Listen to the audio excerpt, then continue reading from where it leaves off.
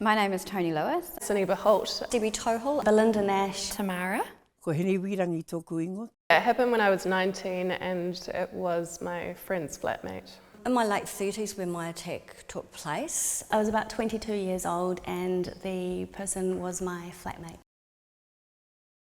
My uncle raped me at 6, and when I woke up it was dark and I could only smell the mud of the estuary. My mother carries me up the long hill, and as a child I thought I'd hurt her. I thought something I did wrong.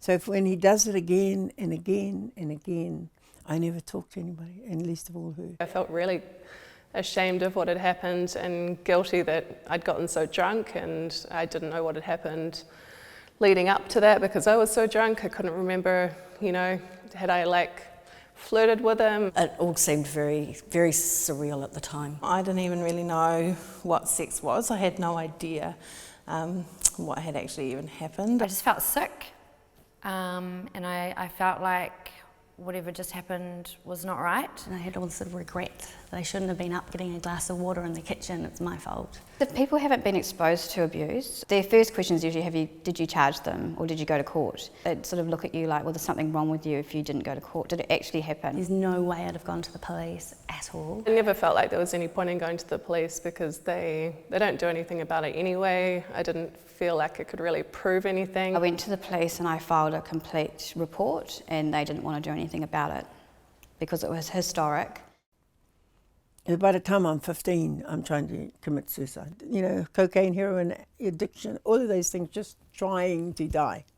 I had a death wish. I know that my pain was located here, in this part of me, in this low region. And then I realized that that had a voice, that had a sound, that had, and it went like,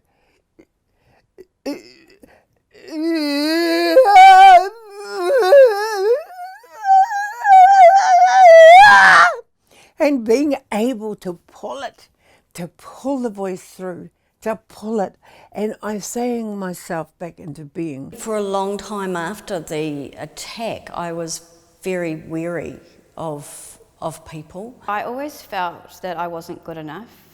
I felt a lot of shame. Every time I'm disempowered or humiliated or overpowered or bullied, I go straight into depression. The biggest thing was feeling alone and not feeling like I mattered. I was really surprised at the amount of messages that I got after I came out about it, and because I came out about it quite publicly, and I just had hundreds of messages in my inbox saying, "Had the same thing happened to me, thank you so much for coming out about it." So many young women came up to me and told me their story, and everyone was like, "You're so brave, that happened to me." I think it's important to talk about these experiences because it just removes the shame and the stigma.